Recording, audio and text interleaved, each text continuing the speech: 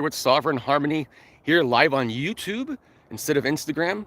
I will post this on Instagram, but from now on, we're going to just do these videos on YouTube. And then if you follow me on Facebook, Instagram, whatever, you'll still be able to see them once I upload them there. Anyway, so this week, we're going to talk about August 3rd to the 9th. Some potent energy at the end of the week for sure. Beginning of the week is a little more quiet, but we'll get through it all here in just a sec. So Monday, Tuesday, relatively quiet. We get into Wednesday. That's when the first astrological action starts to happen. Okay, and that's going to be Wednesday, the 6th of August. And on that day, we're going to have one of those extended void of course moon periods. I've talked about them before. This is when the moon forms its final major aspect to a planet before it changes signs. That can be a matter of minutes, hours, or a couple days in some cases. So it all depends. This is going to be one of those extended ones. Early on Wednesday, the 6th, the moon will oppose Jupiter from Capricorn, and then it won't enter Aquarius until late on Thursday. So that 2-day period coming off of that opposition to Jupiter, it can be a time of exaggerated expectations. So there is some sense of caution anytime we have a void of course moon where we might not have all the information. It's similar to a Mercury retrograde, which we're in now. Mercury won't go direct until next week. We'll talk about that in next week's live. But in any case, so Wednesday, Thursday, we might have a little more exaggerated perception of things than is real. And so caution to be taken there. On Wednesday afternoon, in the midst of that, we'll have Mars changing signs from Virgo into Libra.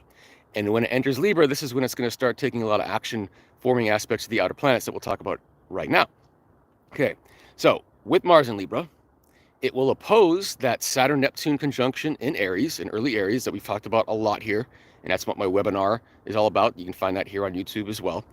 And it will, at the same time, be forming a grand trine with Uranus in Gemini and Pluto in Aquarius. So Pluto is trining Uranus, Mars is coming in on the other side and forming that complete triangle of 120-degree angles all the way around. So there's a lot of flow there, especially in air signs, a lot of movement, okay? That's a lot of energetic movement, with the anchor point being that Saturn-Neptune conjunction in Aries, which is that anchor of our sovereignty, essentially.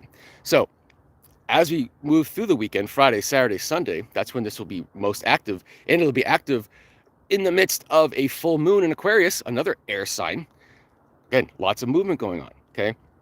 So what this suggests is that, we're coming into this more sovereign responsibility for our spiritual intentions on this planet, in this life, okay? And what Mars is going to tend to do is stimulate our awareness of that. And how it does that in Libra, especially, is think of it as external sources, external energy, whether it's a person, a situation, whatever it is, that challenges us to maintain that sovereignty, to maintain that boundary, to maintain that stability inwardly, okay? And so that could be both positive and negative, right? On the negative side, it's kind of like something that provokes us and tempts us out of that, right? The positive side can be what stimulates us to maintain it, right? And with the trine to Uranus and Pluto coming off of that Mars as well, and that Pluto-Uranus that are, both forming a sextile to that Saturn-Neptune conjunction, this really is an opportunity point to really hone in and tune up that sovereignty, that sense of self-responsibility. So what's happening this weekend, starting this weekend really, is this, time where we're challenged to hold that sovereign sense of inner being that we've been building, okay? And so that becomes our responsibility, okay? But the other side of that coin is that Mars can introduce other considerations. That's a big part of Mars in Libra, is considering many different options for taking action, okay? So perhaps it's a situation or a person that comes in and that essentially says, it makes us think to ourselves, well, wait, how can I use this sovereignty in this place that I didn't think about before? How can I use it over here in that way that I didn't think about before on my own? So if we're all, able to be assisted by others in some cases as well. Okay, so we don't want to be too closed off so much, especially with all that air energy. There's movement. There is a sense of, yes, we've built ourselves, but perhaps there is some other considerations that we can consider, which is a weird way to word it, I guess. But you know what I mean? So think of the option field opening up, okay? And it could be from others that it comes to us. So we think, wow, okay, I never considered that, but this could be useful for, my own authenticity as well. Okay. And then talking about that full moon separately, that's in Aquarius. The rulers of Aquarius, the co-rulers, are Saturn and Uranus, both of which are involved in this Mars grand trine and that kite formation, basically. That's that opposition helps form that. It looks like a kite on the chart. It's kind of like anchoring it in, okay? So both are involved in that. So it's really one big energy system here. That full moon really representing this culmination of what has been building. If you go back to the new moon in Leo a couple weeks ago, or really a little over a week ago, that was really setting the foundation for our sense of self within this emerging world that is changing around us. And this full moon in Aquarius is basically like this, yes, and this is where we can apply that. In the greater field of life, this is where it can be applied. And with all this movement in air, there is a sense that we are getting those wheels turning, essentially. So this is almost like putting the car in gear at this point and taking off from there. Okay, so and then one final point that I want to make this week. So this is a little potent energy. We gotta really open ourselves up to movement, to change.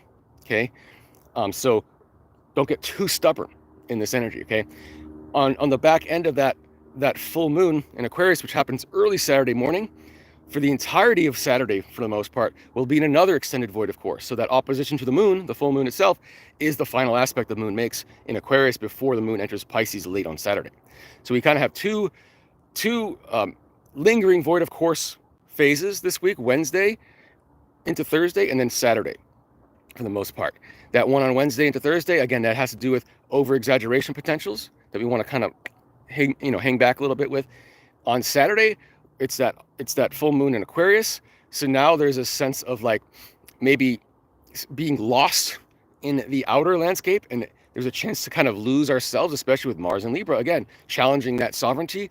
Like, we don't want to allow ourselves to get lost as just, a cog in the wheel of the system. We do have a role in it. And so that Saturday can make it a little foggier to see what our actual role is. Okay. But as long as we can maintain that sovereignty, that responsibility for it, that is on us. Okay. And then the final thing I want to talk about is the planet Uranus in Gemini, planet Neptune in Aries. They're initiating an exact sextile, 60 degrees, that they haven't had that aspect together since the late 1960s. That's when Uranus was in Virgo, Neptune was in Scorpio. Okay, now we have Neptune in Aries, Uranus in Gemini. And so it's interesting. This has a lot to do with epiphanies, in this case, around, again, what our job is here, what our contract is here at Neptune and Aries.